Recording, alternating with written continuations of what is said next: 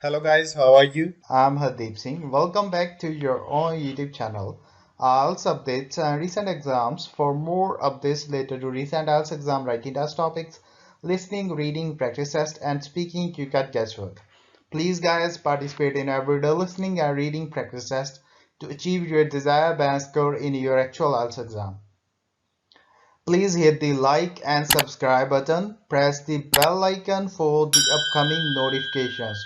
Don't forget like, subscribe and share my YouTube channel and my Facebook page, IELTS updates and recent exams. Part 1. You will hear a telephone conversation between a customer and a shop assistant. First, you have some time to look at questions 1 to 3.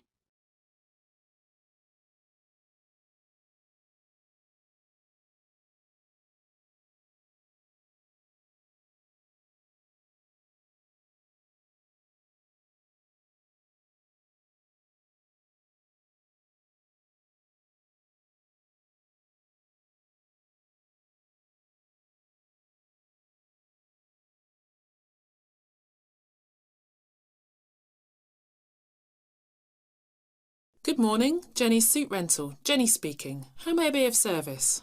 Hi there. My name is Max Jones. That's Jones. And I'm looking to rent a suit out for a special occasion. Certainly, Max.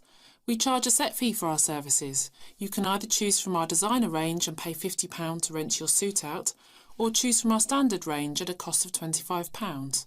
So, what will it be? Oh, the first option, please, Jenny. £25, did you say? Unfortunately not. The designer range is twice that price. Oh, in that case, I'll take the second option. Standard, was that it? That's right. Now, before we go any further, may I ask how you intend to pay? Do you accept checks? Yes, but only in exceptional circumstances. We prefer cash or credit card. Well, as I haven't got one, does this count as those circumstances? Yes, that'll be fine. Make it payable to Jenny's Suit Rental. Will do. Before listening to the rest of the conversation, you have some time to look at questions 4 to 10.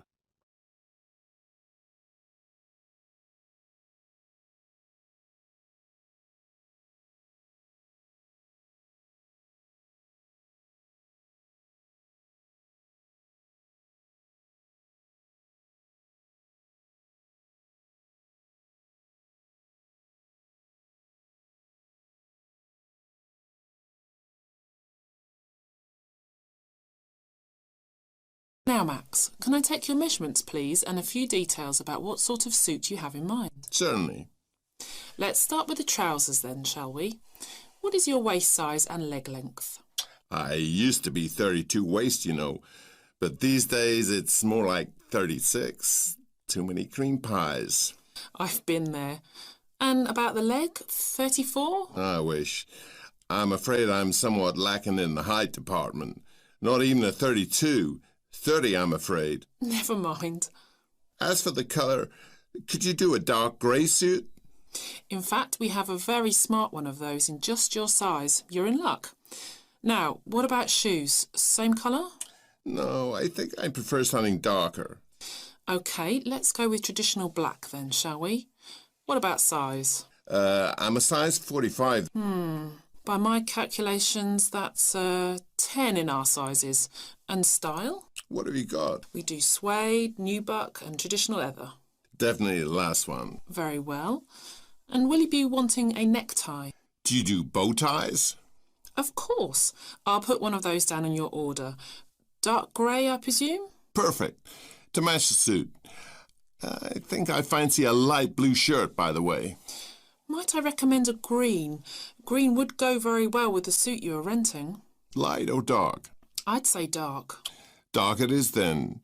My neck size is 17 and a half. Hard to believe that a little over a year ago I could fit into a 15, isn't it? Those cream pies again, right? You got it. Now, what about your suit jacket? Same colour as the trousers, obviously, but what size? Medium should be fine. You sure? Yeah. And have you got any of those 3-button ones? I'm afraid not. The 1 and 2 button suit jackets are far more popular at the moment. In fact, the 1 button is all the rage. Let's have that one then. No problem. Now. That is the end of part 1. You now have half a minute to check your answers.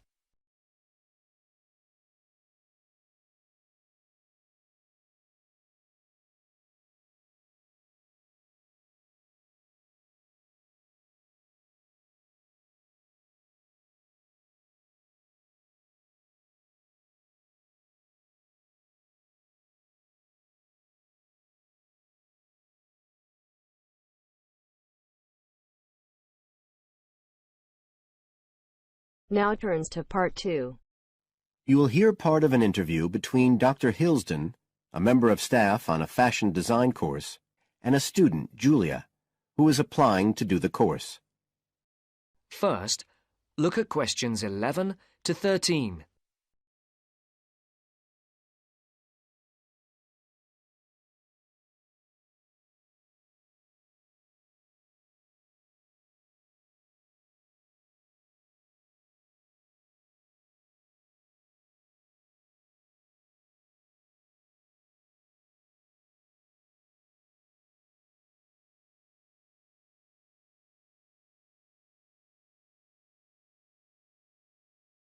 Right, Julia.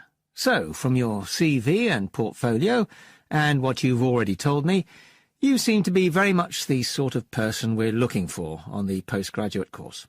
So tell me, you finished your fashion design course in London 4 years ago. Did you think of carrying straight on and doing a higher degree at the time? Yes, but there were financial pressures. So I ended up working in the retail industry, as you can see from my CV. And actually, it was a very useful experience. In what way? Well, I was lucky to get the job with Fashion Now. They're a big store. And one of my priorities was to get as much experience as possible in different areas. So that was good because I had the chance to work in lots of different departments. And having direct contact with the customers meant I was able to see how they reacted to innovation, to new fashion ideas. Because with Fashion Now, a designer might show something in New York or Milan, and there'll be something similar in the shop within weeks. So that was probably the most useful thing for me. Right. And so what's made you decide to do a postgraduate course now? Well, while I enjoyed working at Fashion Now, and I learned a lot there, I felt, well, the way forward would have been to develop my managerial skills, rather than my skills in fashion design, and I'm not sure that's what I want to do. Yes. When I was doing my degree in London, I'd been interested in women's wear, but I know that there's been a lot of work done in areas like new fabric construction. And though I'm not intending to go too deeply into the technology, I'd be very interested in looking at how new fabrics could be used in children's wear. So I'd like the chance to pursue that line. Yes, good. And are you at all concerned about what it's going to be like coming back into an academic context after being away from it for several years? No, I'm looking forward to it. But I'm basically more interested in the application than the theory. Or at least that's what I've found so far, and I'm hoping the course will give me the contacts and skills I need eventually to set up my own enterprise. I'm particularly interested by the overseas links that the department has. Yes, many of our students look overseas or to international companies for sponsorship of their projects. Before the talk continues, look at questions 14 to 20.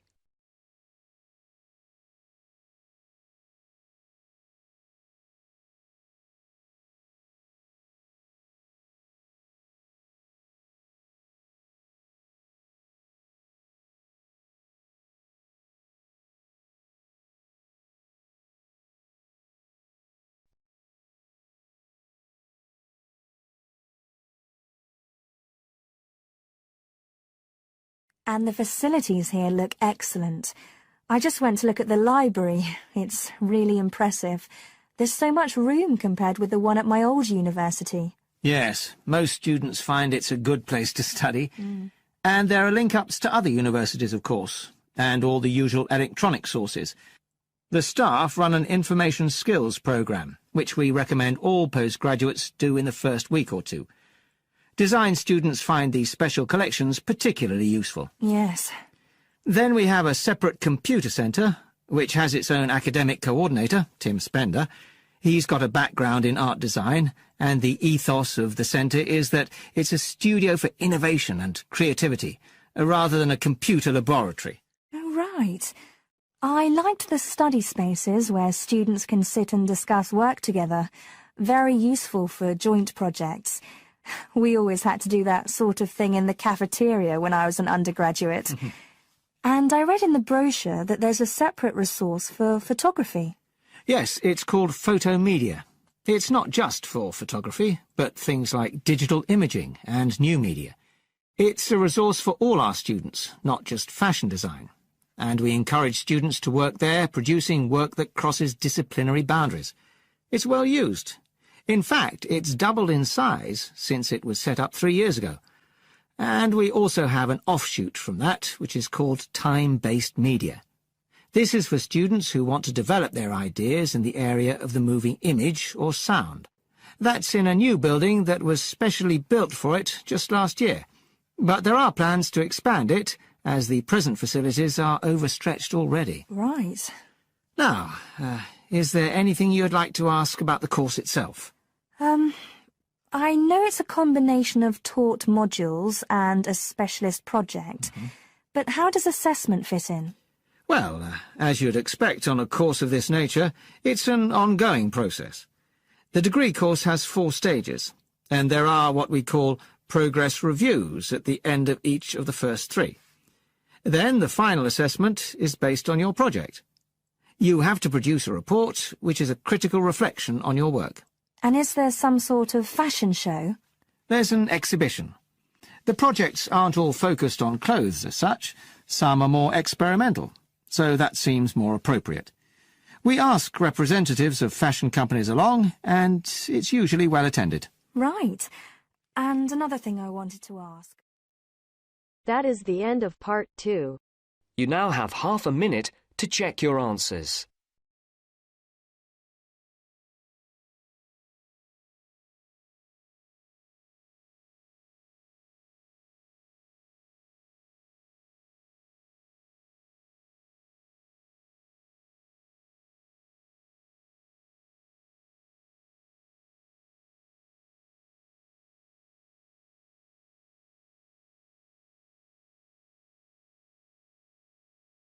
Now turns to part 3. You are going to hear Dr. Joanne Robinson, the course director of a language learning centre, answering questions from reporters from the student newspaper. First, look at questions 21 to 26.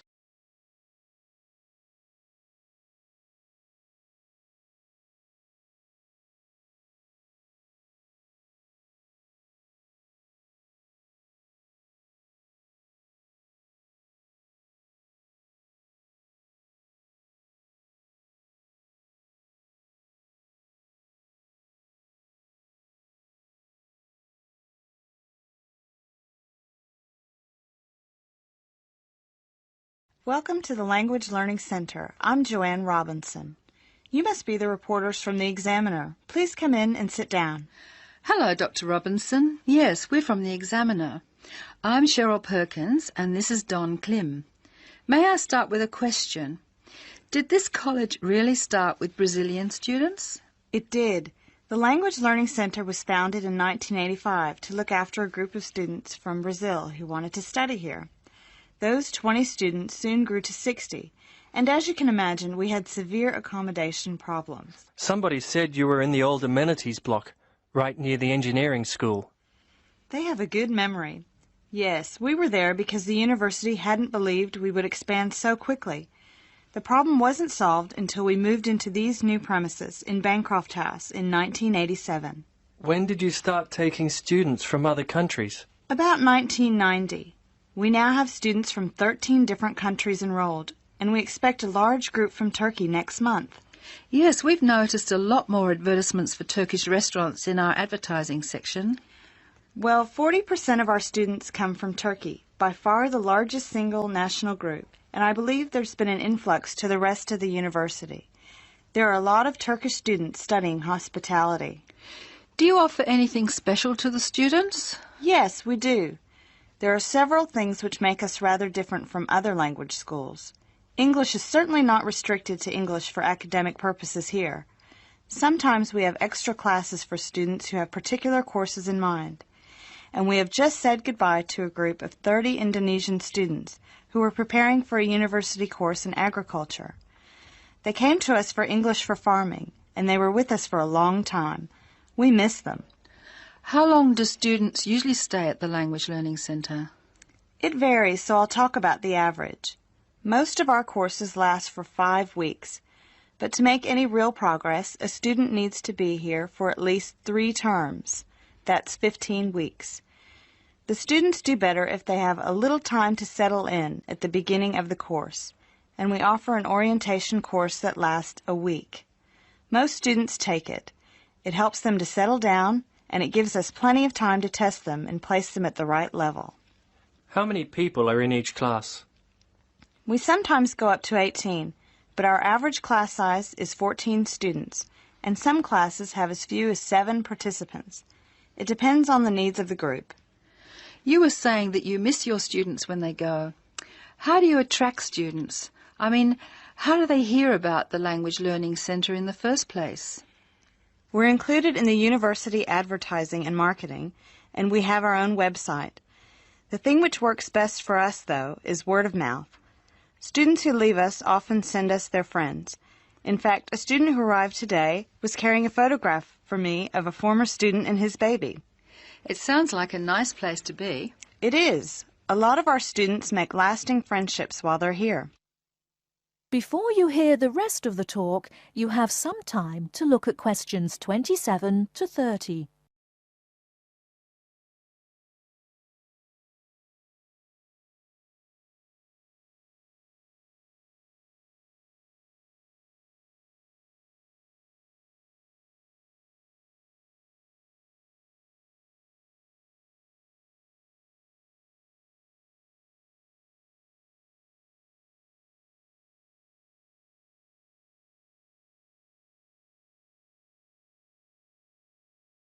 Making friends with other students sounds special enough.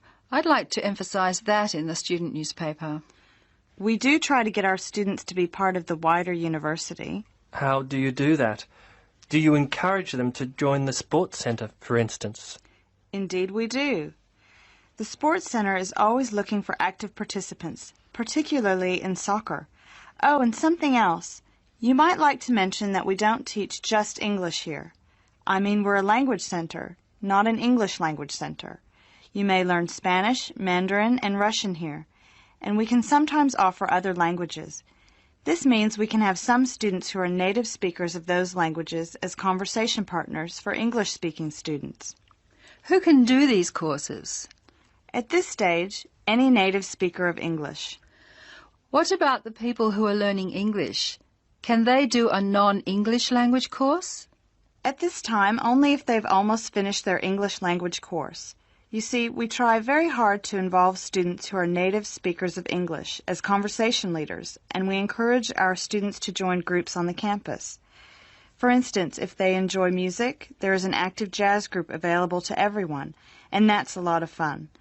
On the other hand, elementary students can't go to the drama group. Their English just isn't ready for that sort of activity. But the university choir welcomes all the singers it can find.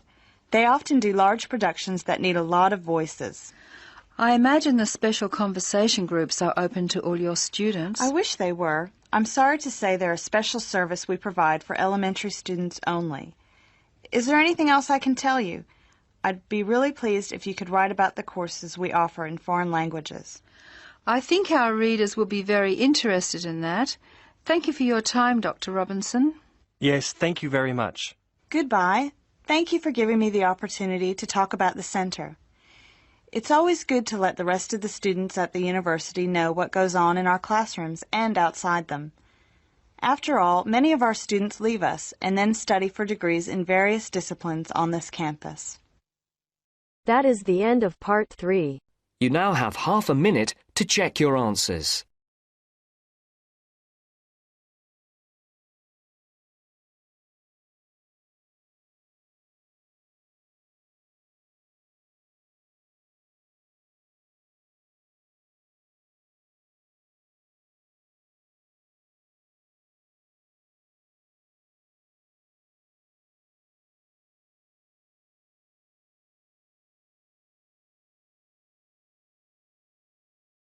Now turns to Part 4.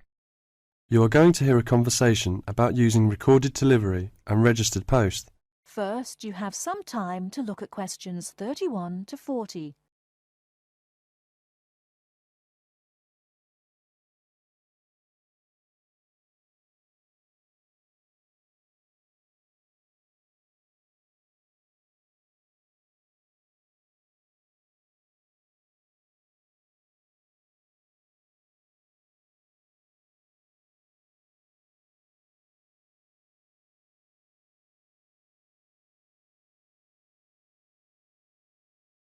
Tom, where are you going?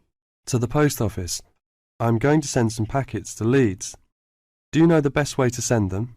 Well, if your need is for a record of posting and delivery rather than compensation for loss, recorded delivery is particularly suitable for sending documents and papers of little or no monetary value. Well, what can we send for recorded delivery? All kinds of inland postal packets except parcels, airway and railway letters and parcels. The service does not apply to mail for the Irish Republic. I see. How do I post them? You should get a certificate of posting form from the container in the post office and follow the instructions shown on the reverse. The certificate will be your record of posting. Can I send anything in the post? No, you can't. You must not send banknotes, currency notes, and some valuable things because there is no special handling in the post. Recorded delivery mail is carried with the ordinary unregistered post, and there is no special security treatment. How do we use recorded delivery? Well, when your letter or packet is delivered, it is signed for by the recipient and a record is kept by the post office. The post office does not undertake to deliver recorded delivery or any other mail to the addressee in person, but to the address shown. You can obtain confirmation of delivery by completing an advice of delivery form either at the time of posting or later. This form will be signed by a post office official, not by the addressee of the recipient. A fee is payable, which is lower if the form is handed in at the time of posting. Is there any compensation for loss? Well, compensation is limited. Compensation may be paid for loss or damage, but will not be paid for money or any other inadmissible item. If you want a speedy service for articles of value with extra security of handling en route, and wish to have compensation in the event of loss or damage, you should use registered post. What can we send if we use registered post? Any first-class letter or packet except airway letter or railway letter. How do we post? What should we do? Well, you should make sure that the packet is made up in a strong cover and then it is fastened with wax, gum or other adhesive substance. Hand the packet to the post office counter clerk, together with the cost of postage and the registration fee. Do not post it in the posting box. Make sure that the fee paid is adequate to cover the value of the content. The counter clerk will give you a certificate of posting which he has initiated with the date stamped. Is there any special security for the registered post? Yes, all registered mail receives special security treatment. Packing is very important because registration is not in itself a safeguard against damage. The contents of registered packets must be adequately packed. How do we pack then? Do we have to use special envelope? Yes, you have to send the articles in one of the registered letter envelopes sold by the post office. These envelopes are already stamped for first-class postage and have the minimum registration fee. What about the compensation? Compensation will not be paid for the following articles, such as banknotes, currency notes, trading stamps, coupons, and some valuable things, unless they are enclosed in one of the registered letter envelopes sold by the post office. I see. How does it deliver? The recipient on delivery signs for your registered mail. The post office does not undertake to deliver registered or any other mail to the addressee in person, but to the address shown. You can obtain confirmation of delivery by paying an additional fee and completing an advice of delivery form, either at the time of posting or later. If you require the recipient's signature on the advice of delivery, the form must be handed in at the time of posting, otherwise a post office official will sign the certificate. The advice of delivery fee is lower if the form is handed in at the time of posting. Thank you very much for all this useful information. That is the end of part 4. So guys, don't forget like, subscribe and share my YouTube channel and my Facebook page, IELTS updates and recent exams. For more updates related to recent IELTS exam writing test topics, listening, reading, practice test and speaking, you got guesswork. Please guys, participate in everyday new IELTS listening and reading practice tests to achieve your desired band score in your actual IELTS exam. For more IELTS material, visit my official website www.ieltsupdatesandrecentexams.com. The link is given below in the description. If you need PDF files of latest IELTS material, then please join my Telegram channel. So guys, please write your score below the comment section. Again, thanks for listening. God bless you all guys. Stay tuned, stay safe.